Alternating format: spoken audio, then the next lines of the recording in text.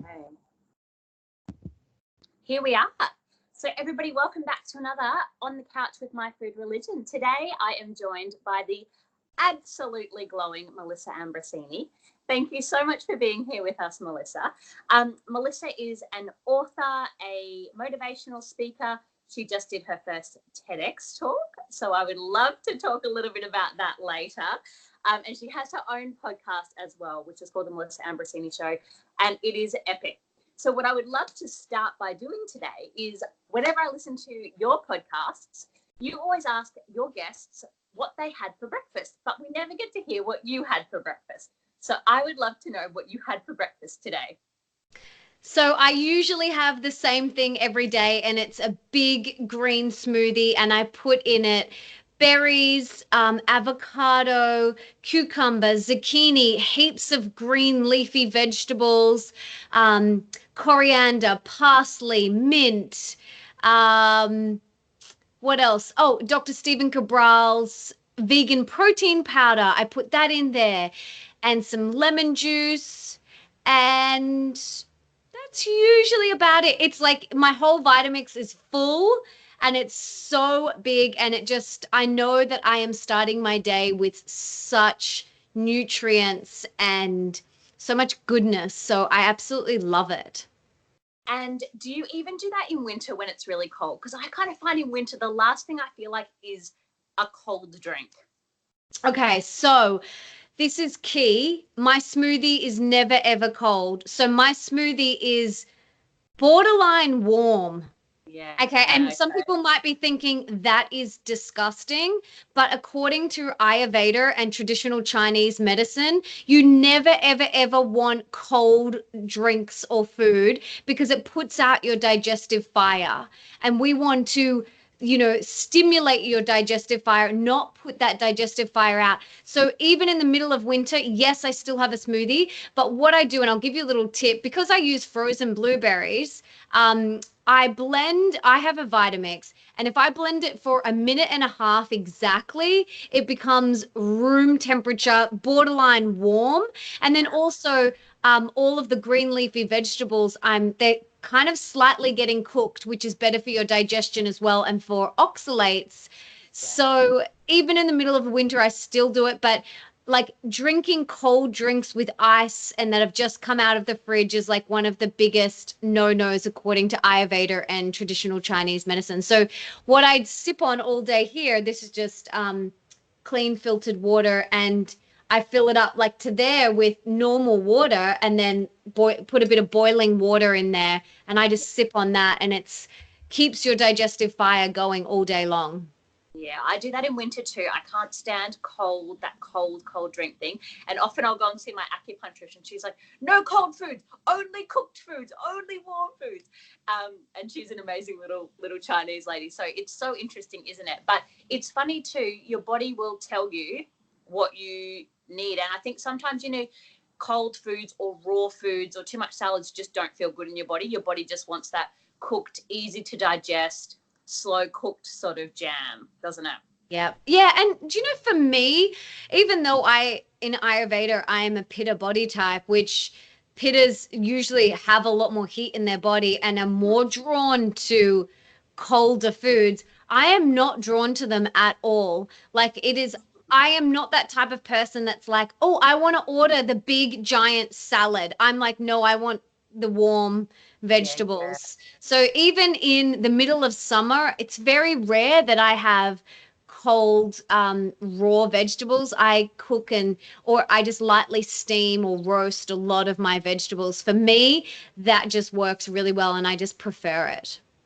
Do you think that has always been the way, or do you think, obviously we're going to go into the health crisis that you went through, but do you think that can be but particularly being a pitta and that whole fieriness, often drawn to cold things, do you think the fact that you're not drawn to that could just be a function of your digestive system and your body being so damaged for such a long time that the cooked stuff is just easier to digest? I was a vegetarian for about 15 years, and for me, red meat, I find it really hard going if it's not slow cooked. So for me, I will always slow cook it.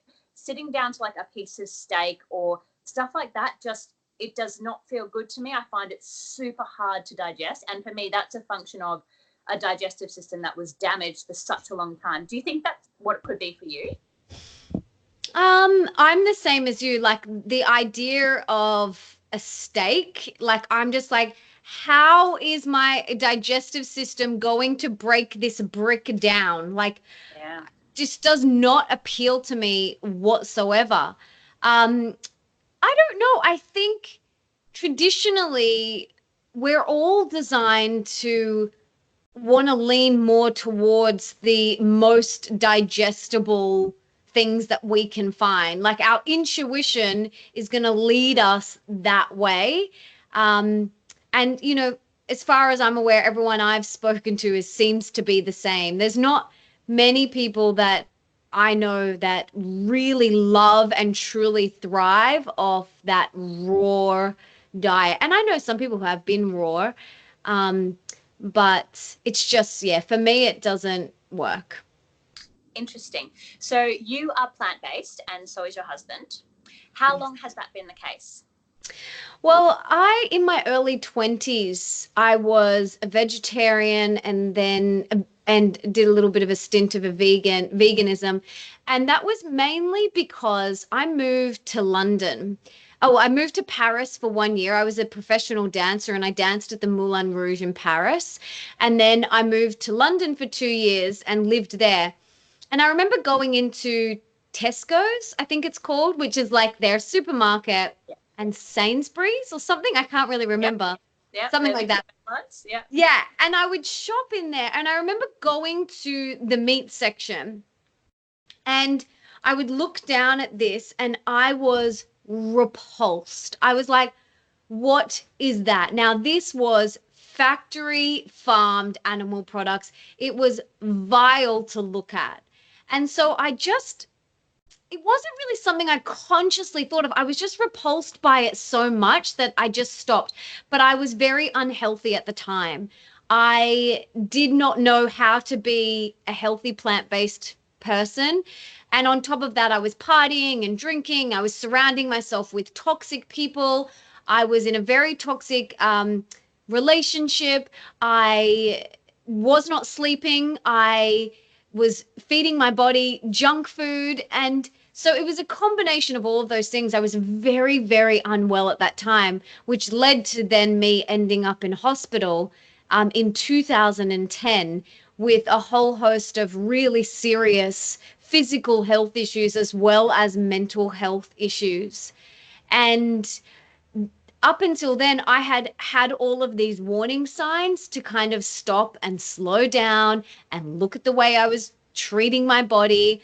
And I just kept on ignoring them. I literally was just like, no, no.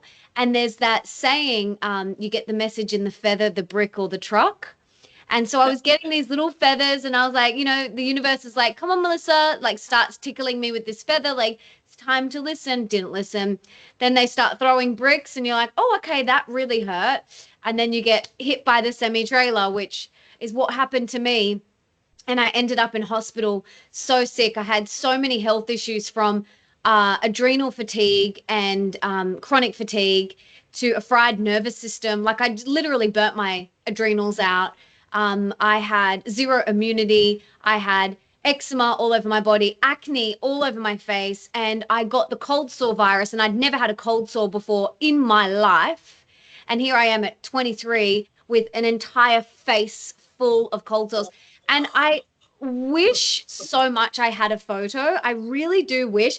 I did have one photo and it was on an old hard drive and it's lost. I have no idea where it was, but it wasn't something that I even wanted to document because I was in so much pain. But I had them all over my face, in my mouth and down my throat. And if that's not a big enough warning sign from the universe, I don't know what is. Absolutely. And so in hospital, I realized that I needed to change my life. I needed to get healthy and happy again. And I made that my absolute mission. Like I had this little voice inside me that was like, this isn't it. Like you didn't come here to suffer. Like God or the universe, whatever you believe in, didn't put you here on earth to suffer, Melissa. If you get healthy and happy again, you'll live a life beyond your wildest dreams. And I didn't know at the time that that was my intuition, but I just decided that my only option was to follow that voice, to follow that feeling.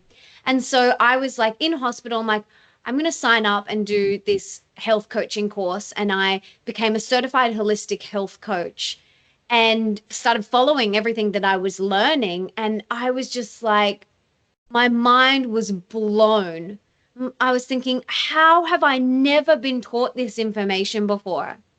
And I started a blog and began sharing what I was learning. And this is back in 2011, start of 2011, where no one really had even heard of blogs. And I began sharing what I was learning, my relationship with my body and food. And all these people were just writing to me saying, oh my gosh, I thought I was the only one. And from there, I realized that it's not just about what you do here, that what goes on up here is so important. And I went on and studied life coaching, and I did my meditation teacher training and my yoga teacher training, and I did acuenergetics, which is energy healing work.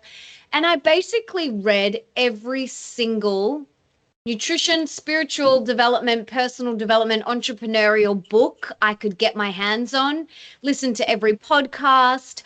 I went to every seminar, every workshop, everything that I could. And I just immersed myself in this world because I started to feel better. And I started to have that fire lit back up within me.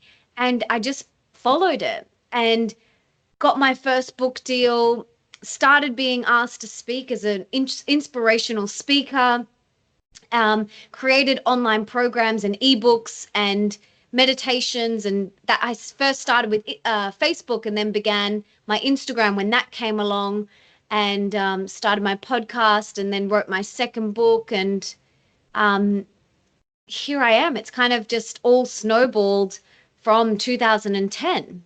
Yeah, absolutely. So I've got one quick question. Do you still get cold sores? So after that, no, the answer is no. Okay, And tell me your secret. okay. But let me tell you, after 2010, so when I had this severe outbreak so we're 2009, we're end of 2019 now. So for years, a few years, maybe 3 years after that initial outbreak, every 3 months. No, every month. So it was every month. I honestly, I can't really remember exactly, but I remember every month I'd get an outbreak leading up to my period. So when your immune system drops, I would get one. Okay, not one, I would get like five.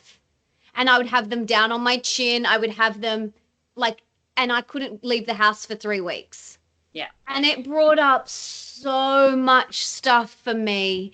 So I couldn't work because at that time I was still transitioning. Like how I was paying my rent was through dancing and acting. Mm. And then I started nannying. So that's how I kind of made money to survive while I was transitioning into what I do now. And then it kind of got to like 3 months. Every 3 months, I'd have an outbreak. And so during this time, I was getting healthier and healthier, and I was meditating and doing yoga and drinking green smoothies and, surrounding myself with beautiful people, taking into consideration the entire holistic wellness puzzle, not just one thing. I was doing everything. So when people ask me, how did you cure your cold sores? I'm like, I did everything, like literally everything. And I've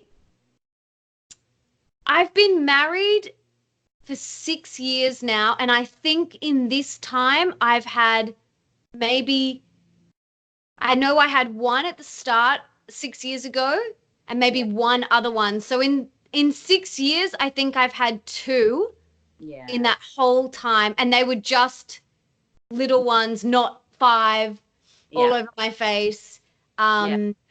So yeah, that's the journey. And do you have any secrets for when you have a cold sore? Because I do get cold sores, and it's usually when I'm super stressed or super run down. Just after I'd had Grace, she was probably a month old. My whole bottom lip was a cold sore, like just that sleep deprivation, stress. What the fuck am I doing? How do I keep this kid alive? All those things. But for me, I'll get them every now and again when I'm super run down. And I'm not a big drinker, but if I do drink, I will get cold sores. Yes. So I'm always like, okay, what am I doing? I do all of the things. I'm doing activated charcoal. I'm taking all of, like, you know, the anti-inflammatory things, gingers and the turmerics, and I'm taking this amazing product from Bioceuticals called Viragard, which has got like lemon balm in it. But have Oh you got any tricks? yes. Yes, I used to I used to take vitamin Lysine? C powder and Yeah. lysine. Yeah. There was maybe a Metagenics product called, it was specifically for cold sores, and I can't remember what it's called, but mainly lysine, vitamin C, Yeah. and I would use essential oils on them. I have So, been using a few doTERRA ones. Have you yeah. got any recommendations? I've tried pretty much everything. Yes, so I have tried tea tree on there, Yeah. and that seemed to kind of nip it. Um, and what else have I tried? Mainly tea tree. I think Yeah. I maybe think, I did peppermint one time. yeah, peppermint. I think lemon's supposed to be good too. And then when it's healing, a bit of frank. Yes, yeah, yeah, yeah. But I honestly think, you can't really go wrong with powdered vitamin C, because Yeah. even if your body doesn't need it, you'll just pee it out or number two it That, out. yeah. That's exactly what I do. Anytime Grace comes home from kindy and she's a bit snotty, she gets vitamin C in her big water bottle and she will just sip it all day. Um, I think vitamin C is just the best and makes your skin amazing. So Yeah. great for your skin. Oh, another thing you can do is so obviously when you get a cold sore, your immune system is really run down. So you want to boost your immune system. So I do On Guard and oregano on my feet. So On Guard doTERRA On Guard oil and On Guard oregano essential oils with the fractionated coconut oil, and I rub that on my feet. That's Okay. any time that my immune system is run down, or Yeah. anyone in our families, I always use those two to just help boost the immune system. Yep. Cool. Awesome. So you were in Sydney when you had this health crisis. You came home to Brisbane, and you're in hospital here. How long did that period of getting well take? And what did you leave Sydney? Did you move back to Brisbane? Did you go back to Sydney? Because it sounds like you were in a job that you weren't loving. You were surrounded by people that were probably causing stress, anxiety, a bit of toxicness. So did you remove yourself from that situation? Did you have to go back to that situation for a while? What did that look like? Oh my goodness. Okay, so I was living in Sydney at the time, um, living on a friend's couch maybe, because I couldn't afford to live on my own. Um, and I felt very lonely at that time in my life, really, really alone and scared, and didn't have a boyfriend, and was transitioning friends. So like my party friends, I was like, and not really wanting to be around. And then I just started yoga. And so I'd had these new yoga friends, but like that was new, it was just a new friendship. And so one day I called my mom, and I said to her, I'm on my way to the airport. Can you pick me up in an hour and a half or 2 hours or whatever it was? And I grabbed my handbag and I just got in a taxi and I went to Sydney Airport, and my parents live in Brisbane, and mum picked me up from the airport, and she just was, like, what is going on? And I was like, something isn't right. Like something doesn't feel right. And at that time, basically my immune system was attacking itself. And Yeah. I was like, just don't feel good. Like something's not right. And then, that was on a Friday. No, that was a Thursday. And then she took me to hospital, and they didn't swab my face. For some reason, they didn't swab my face. So they gave me some morphine. That's right. They gave me morphine in the morning, and they sent me home.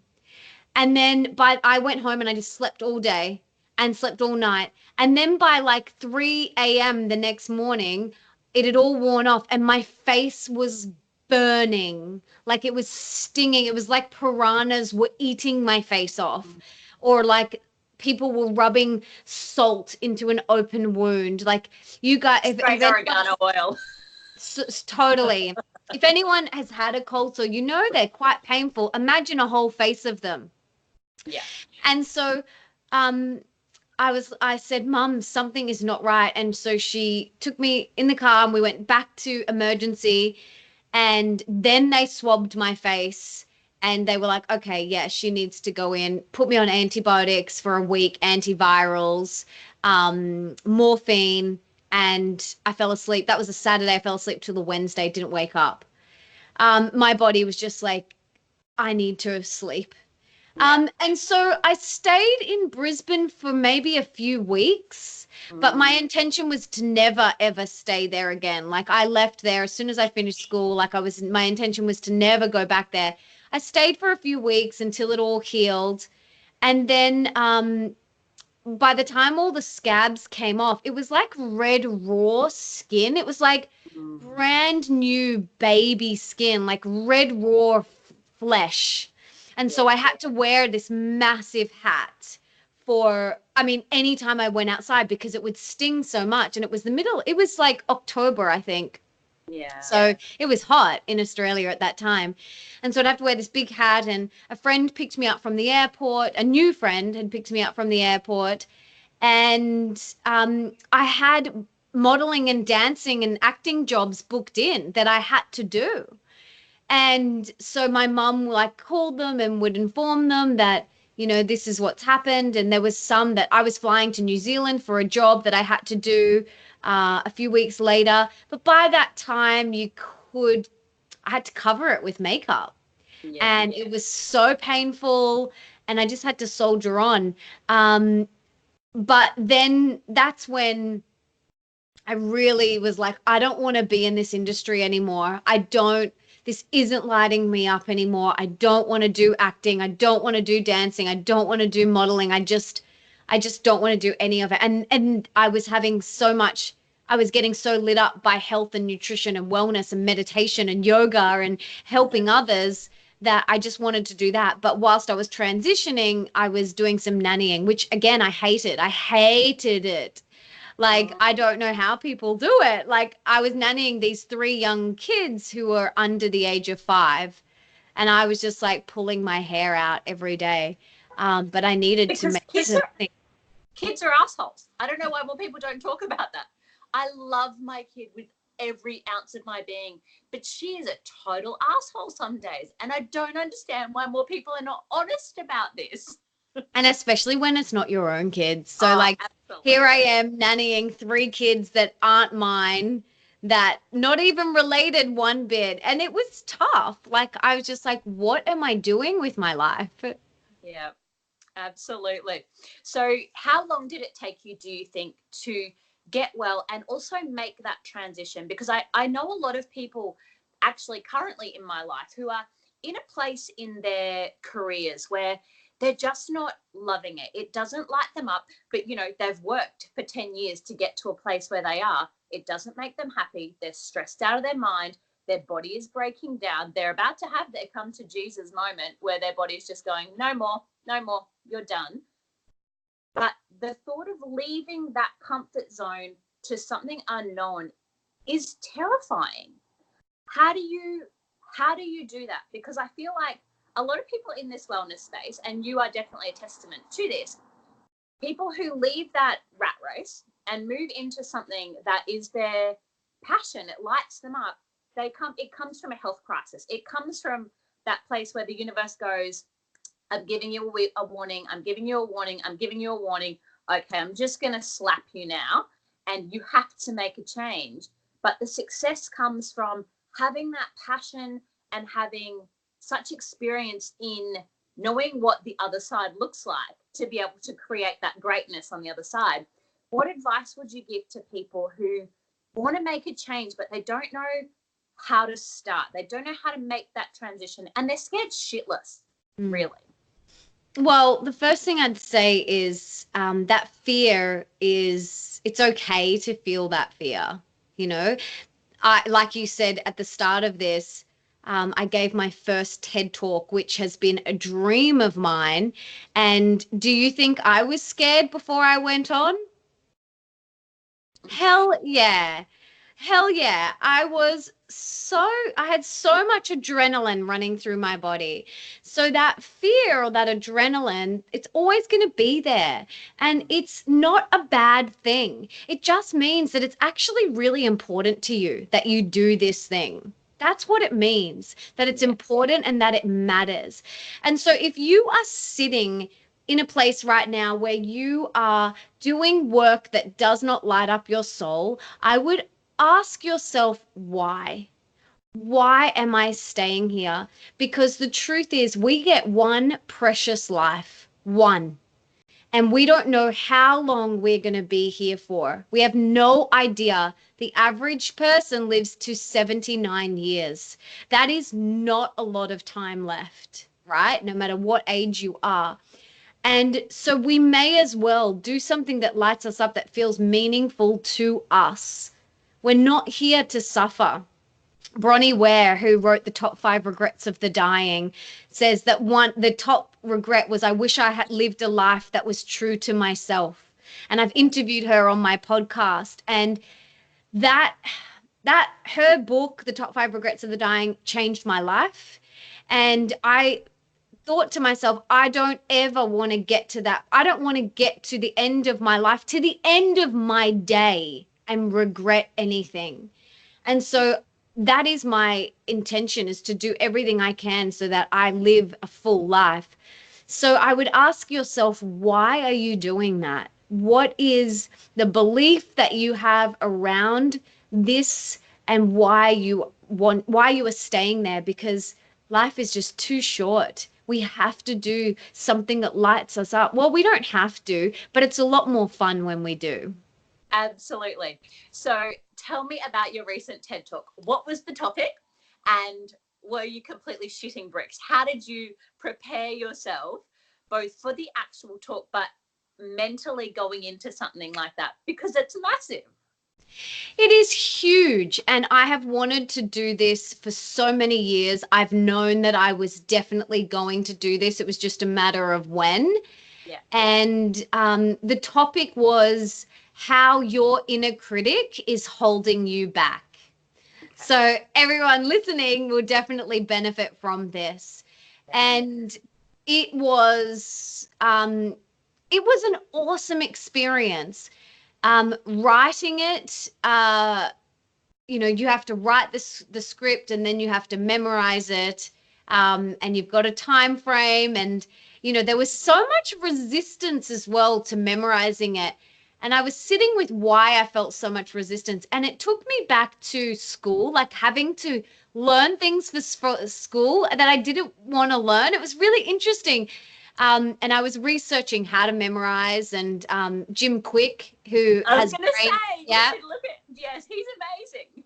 He's amazing. So Jim Quick has been on my podcast as well, and he talks a lot about brain hacks and how to memorize and how to speed read and things like that. So I did a lot of research on, but I used to have to memorize things for acting as well, memorize scripts. So yeah, I had to do that. And then leading up to it, I felt really nervous, very, very nervous, and so excited at the same time. Like, there's that polarity always. So much excitement and then so much adrenaline. And I did everything I could to prepare physically, mentally, emotionally, like I was preparing for a marathon. So nourishing my body, lots of sleep, lots of filling myself up, lots of self-care, nourishing on every level, and just setting myself up for success. And yeah, I walked off and felt so good about it, and incredibly relieved as well. That's amazing. So when do we get to see that? When is that available for the people? It should be available like in the next few weeks, but I will post it on all of my social media, so you won't miss it. But yeah, they're editing them all at the moment. That is very, very exciting. So at the start of your podcast, you talk about how love is sexy, health is liberating, and wealthy isn't a dirty word. Can you please talk a bit about why those things are important to you and why you think that they're important to other people? Mm-hmm. So I feel like there's a pyramid to health and happiness and success in life. And in that pyramid, we've got health, wealth, and love. And when you have those three things thriving in your life, then that is when you experience happiness, joy, success.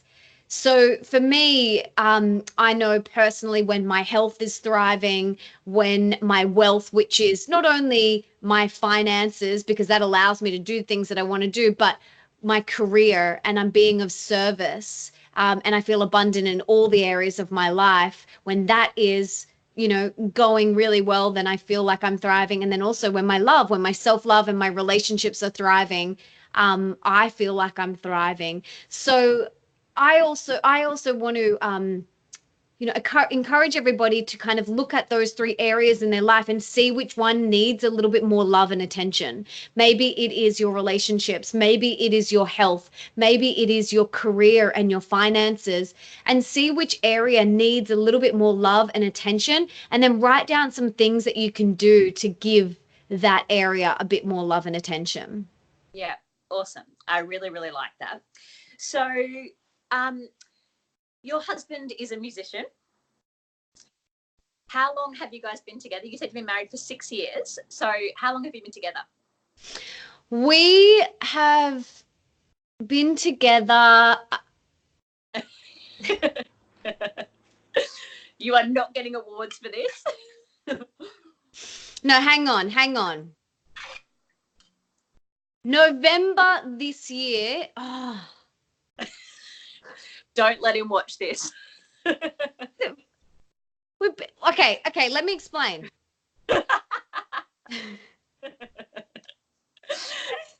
No, okay, because I can forget how long we've been together and how long we've been married. Like it all blends into one. But in saying that, we got engaged really quickly. So for those of you that have read either of my books, you'll know that we got engaged after 2 weeks of being together. Wow. And yeah, we got engaged after 2 weeks of being together. So that was like November 2013. Mm-hmm. Yeah. And so, oh God, it all just meshes into one. And so how long then before you were actually married? About 6 months. Yeah. Wow. Yeah, so April 2014. So yeah, we got married April 2014. So so this November we'll be together for 6 years. Yes. Something like that. What challenges come along with, because obviously getting engaged within a couple of weeks, you are wrapped up in that whirlwind. You are wrapped up in an absolute emotional love bubble, and you cannot see clearly at all, I'm sure, in that period of time, because you're just so besotted with somebody. And then you get married 6 months later, which I would argue you're still in a bit of a love bubble. Like you probably haven't had your first real Barney about anything yet. What challenges have you guys faced over your relationship without having that period of time, which, is not appropriate or an inappropriate period of time? It's just a shorter period of time than what some people would experience before they get married. What challenges have you guys had in your relationship, getting to know each other through that period of time when you're probably already married and you're finding out things about each other? You're like, well, I didn't know that. First of all, we're still in that honeymoon phase. We are still in that phase. Honestly, we are still in that phase, and I'm not just saying that.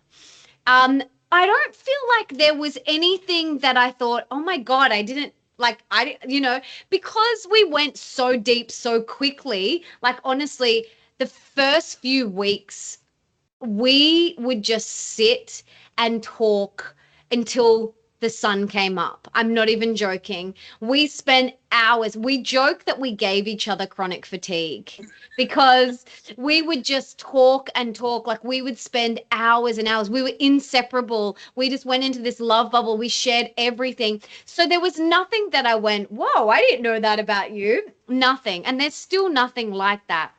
Yeah. The hardest thing for me, though, which was really hard, was stepping into the role as a stepmom. That was the hardest thing for me. And like floundering and finding my place and like, where do I fit into all of this and how does this work? And that was the most challenging thing. But with Nick, it's been honestly, we're still in that beautiful phase. And that doesn't mean that we don't, have disagree, of course. But it's mainly been the biggest challenge for me has been the role of the stepmom. How do I fit into this dynamic? The triggers that it brought up within me to look at, it also triggered my relationship with my mum. So there was a lot of stuff that I needed to heal there. There was also a lot of inner child healing that I needed to do. So that's been the big challenge that I've worked through over the years. And so why does it trigger you? Oh, there's so many things. I think, it's asking any mother, why do your children trigger you? Like we all get triggered by them. What it triggered it triggered some wounds. It triggered some deep wounds within me that I needed to heal from my childhood. Yeah. So abandonment wounds, things like that.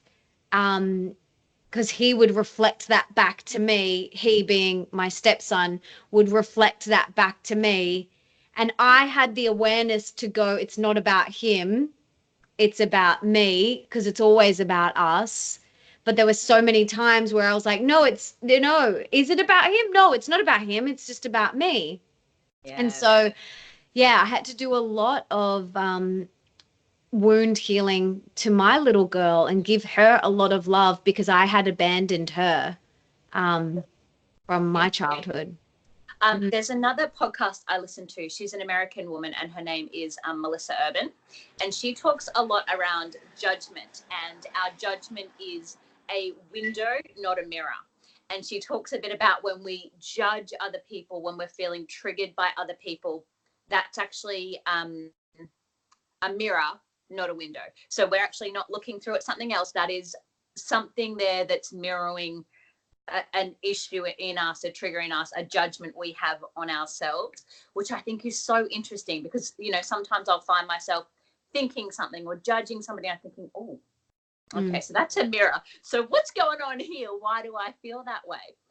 So how old is your stepson? He's 13 at the moment. And I was just going to say, triggers are invitations for healing. Yeah, absolutely. And it sounded very much like, the triggers that you were feeling around that whole stepmom thing were things that you just potentially hadn't dealt with inside that was still sitting there and they still wanted to be dealt with. They wanted to be addressed. So it's great that it allowed that to happen for you. So does your stepson live with you? Half the time. Okay, amazing. And so how do you guys manage? Because I often get asked, Grace's dad and I separated when Grace was only 8 months old. And I often get asked by people how I deal with my ex-husband has a new partner, they have a new baby, I have a new partner. People often really want to know about the dynamic around dealing with all of the people who are now part of this family, and whether you like it or not, you're stuck with it. So you might as well get on with it, I think. But how do you guys deal with that, that relationship? Yeah, and I guess this is another thing that I've had to kind of navigate. I'm like, where, how, where do I fit? What is going on? And because my parents are still together and Nick's parents are still together, so I didn't grow up in a home with a blended family. Yeah. So like, there's so much of it that I'm like, I don't understand, like, because that hasn't been my reality. So I often ask, at the start, I would call my friends who had separated parents, and I'm like, tell me what it was like for you when you were 13. Tell me what it was like. Like, how did you deal with this? What did you feel? And I've had many conversations with my friends. And also at the start, I would call other stepmoms. So I have another friend who is a stepmom and she's got a stepdaughter.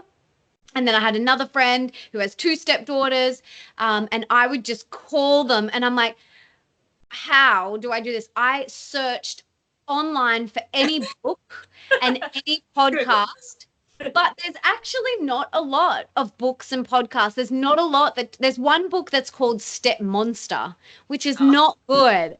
And there's not a I lot. think they made that into a movie as well. I know. You know, the Cinderella, the mean stepmother, there's not a lot out there that is inspiring, and I will write a book on it. I absolutely will write a book on it one day. But I think depending on the dynamic and things, like, you really do just kind of have to work it out as you go and navigate and um, set some boundaries. I think that's really important, especially for the step parent. There has to be some boundaries in place, Yes.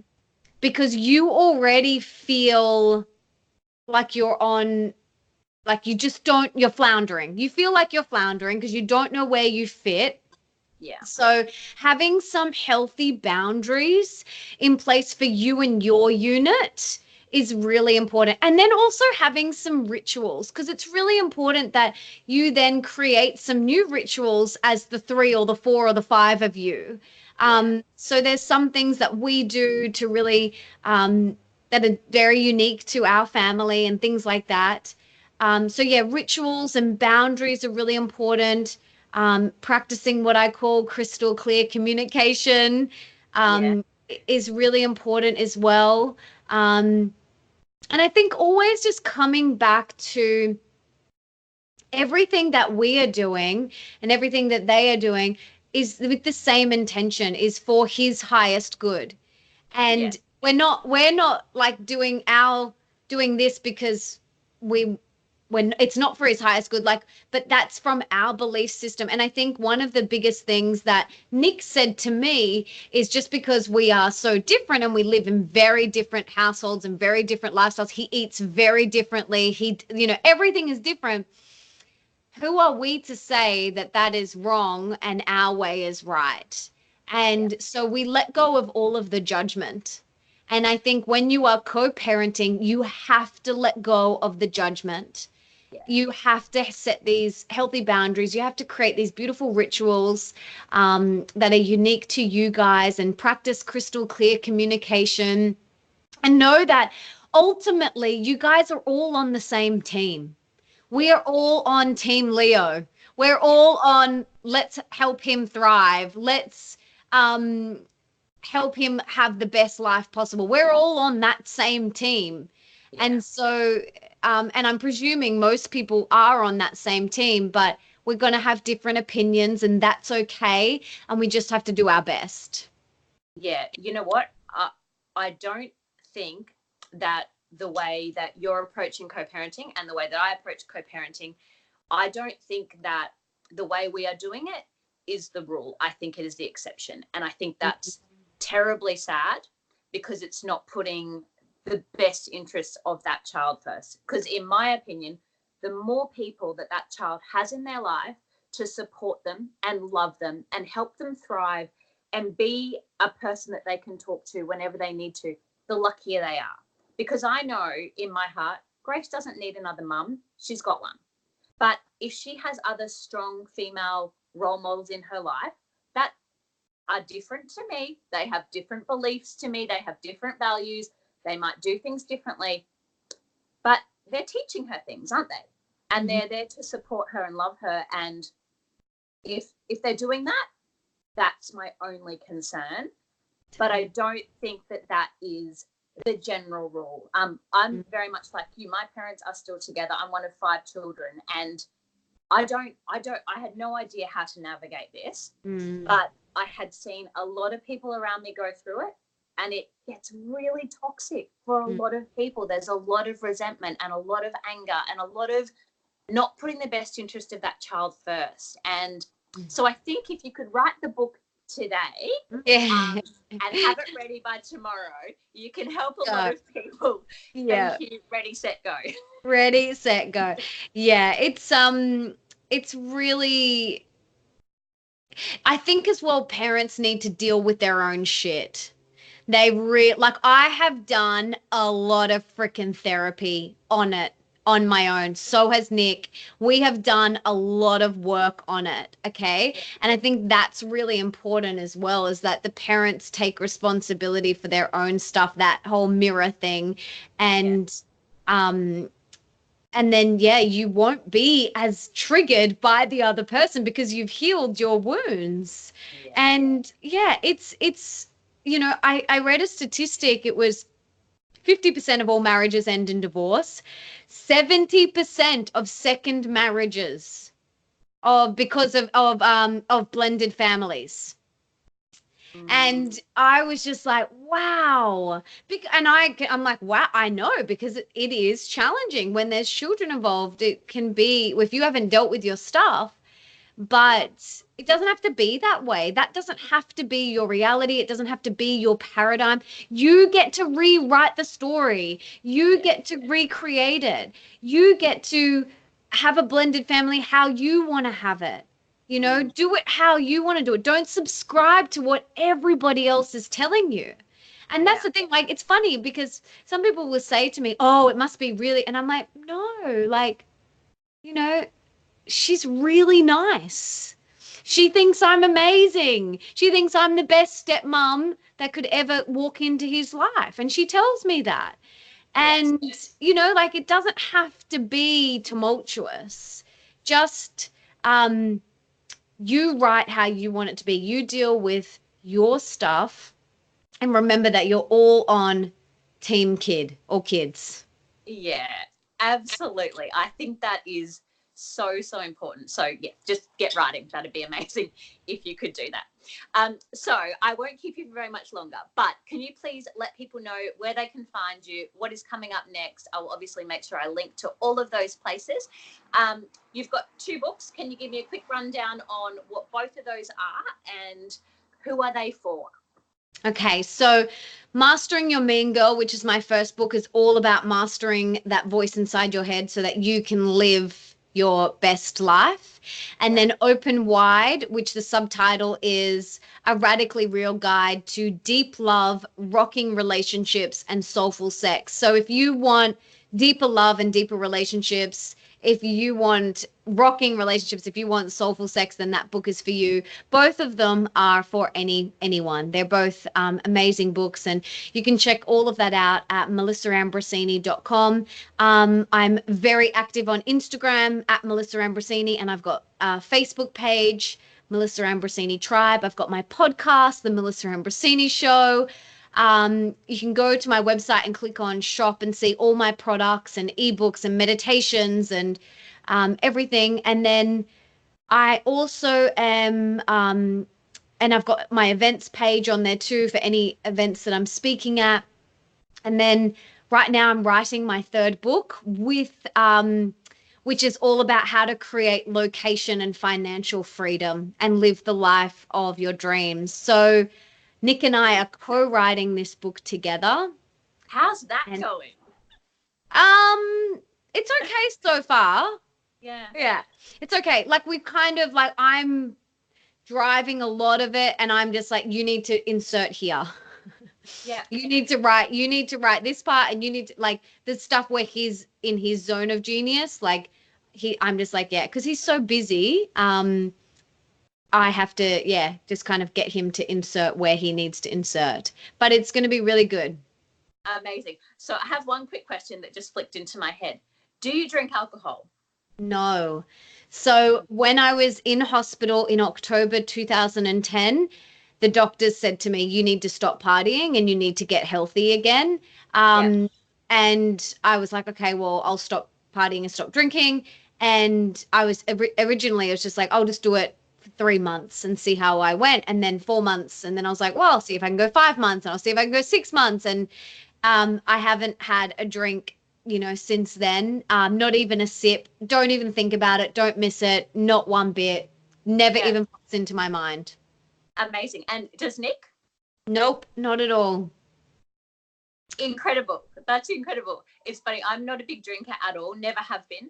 Even when I was at uni, I was the person who would leave my 3 jobs that I'd, just worked after uni, and I would drive out so I could be social and see people, happy to have a dance sober, but also happy when it's like 12 o'clock and you are all shit-faced and telling me the same shit story for the 7th time. I'm just going to go to the toilet and then never come back. Oh yeah. I am renowned for smoke bombing. Like I am that person that just doesn't say goodbye and just leaves and smoke bombs. I can't be bothered. Like I'm just like trying to say goodbye to drunk people. I'm just like, no, it's just not my idea of fun. They But won't even remember. they won't even remember. Where Nick is so polite. Like he's like, no, we have to go around. And I'm like, I'll see you in the car. We don't have to do anything. My mum says I don't have to do anything I don't want to do. Yeah, I'm like, no, babe. If it doesn't light you up, don't do it. But he stopped drinking. Like he wasn't a big. He's never been a big drinker. He's never partied. Like he's never been a big drinker or anything like that. Even though he's been a musician and he was in Sneaky Sound System for 7 years and traveled all around the world and played in bars and clubs and things like that.